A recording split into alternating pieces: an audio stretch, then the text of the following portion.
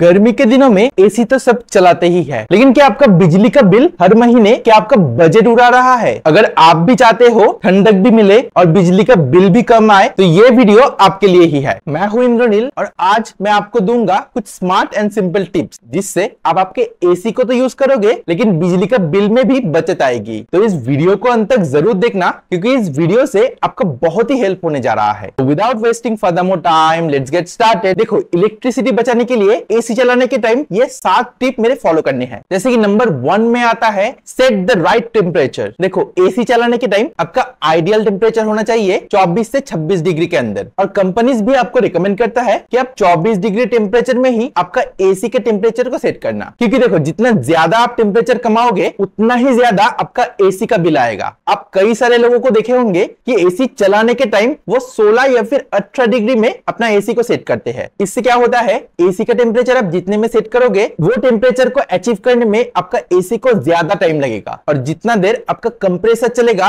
उतना ही ज्यादा बिजली का बिल आएगा। अगर मान लो आप 24 डिग्री में आपका एसी का टेम्परेचर सेट करते हो तो आपके कंप्रेसर को कम टाइम लगेगा उस रूम को 24 डिग्री टेम्परेचर में लाने में, और वही चीज आप अगर 16 डिग्री या फिर 18 डिग्री में सेट करते हो तो आपके कंप्रेसर को उतना ही ज्यादा टाइम लगेगा आपके रूम के टेम्परेचर को 16 या फिर 18 डिग्री में लाने में। तो हमेशा आप ये चीज ध्यान रखना, आपका आइडियल एसी का टेम्परेचर होना चाहिए 24 से 26 डिग्री के अंदर। पॉइंट नंबर 2, जब भी आप आपके एसी को ऑन करो उसी टाइम आप आपके विंडो के कर्टेन्स को क्लोज कर देना ताकि बाहर से सनलाइट घर के अंदर ना आ पाए। क्योंकि देखो, विंडो के थ्रू अगर सनलाइट रूम के अंदर आ रहा है तो आपके कंप्रेसर को उतना ज्यादा टाइम लगेगा आपके आइडियल टेम्परेचर में आने में, और एज अ रिजल्ट आपका कंप्रेसर अगर फुल कैपेसिटी में लॉन्ग टाइम तक चले तो आपका इलेक्ट्रिसिटी बिल ज्यादा आएगा। तो एसी चलाने के टाइम आपके कर्टेन्स को हर वक्त क्लोज रखना ताकि बाहर से सनलाइट अंदर ना आ पाए। Number 3, clean your filters regularly. ये एक बहुत ही इंपॉर्टेंट चीज है क्योंकि आपका फिल्टर अगर गंदा हो जाए तो आपका एसी उतना ही ज्यादा टाइम लेगा आपके घर को ठंडा करने में, क्योंकि फिल्टर्स में डर्ट होने के कारण आपका एयर सर्कुलेशन ठीक से नहीं हो पा रहा है। उसकी वजह से ही आपका एसी ज्यादा टाइम ले रहा है उस रूम को ठंडा करने में। सो इट्स रिकमेंडेड कि आप 2 से 4 हफ्ते के अंदर एक बार एसी फिल्टर को क्लीन कर लेना ताकि आपका एसी का फंक्शनैलिटी ठीक से मेंटेन रहे।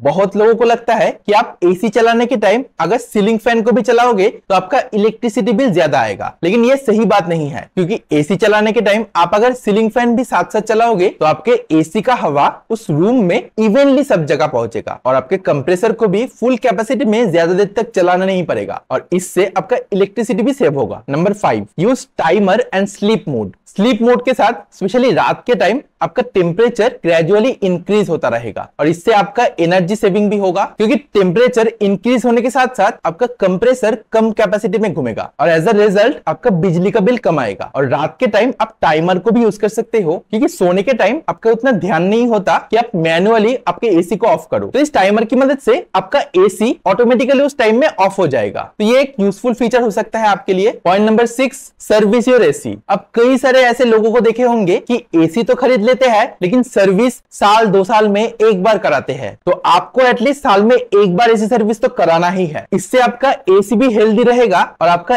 एसी का कूलिंग भी अच्छे से होगा। और लास्ट जो पॉइंट है वो उन लोगों के लिए है जो एक एसी खरीदना चाहते हैं। आपको अगर चॉइस मिले एक inverter and non inverter AC में से चूज करने के लिए, आप हमेशा एक इन्वर्टर एसी चूज करना, क्योंकि इन्वर्टर एसी में आपका इलेक्ट्रिसिटी कंजम्पशन कम होता है as compare to non inverter AC. और आप अगर जानना चाहते हो कि एक inverter and non inverter AC का फंक्शनैलिटी क्या है, देखो, एक इन्वर्टर एसी में आपका रूम का टेम्परेचर अगर अचीव हो जाए तो आपका कंप्रेसर स्लोली घूमेगा। वहीं पे एक नॉन इन्वर्टर एसी में आपका रूम का टेम्परेचर अगर अचीव हो जाए तो आपका कंप्रेसर को वो बंद कर देगा। इससे क्या होता है, एक इन्वर्टर एसी अपना कैपेसिटी धीमे धीमे इंक्रीज करता है, और वही चीज एक नॉन इन्वर्टर एसी में आपका कंप्रेसर स्टार्टिंग से चलने लगता है, और इसी चीज में ही आपका इलेक्ट्रिक कंजम्पशन बहुत ज्यादा होता है। तो आपका अगर चॉइस मिले एक inverter and non inverter AC में से चूज करने के लिए, आप हमेशा एक इन्वर्टर एसी चूज करना। तो ये रहा मेरा टॉप 7 टिप्स जो कि आप यूज कर सकते हो आपके इलेक्ट्रिसिटी कंजम्पशन को कम करने के लिए। ये वीडियो कैसा लगा एक कमेंट करके जरूर बताना। अगर ये वीडियो आपको पसंद आए और इस वीडियो से आपका अगर कोई हेल्प हुआ है तो एक लाइक जरूर कर देना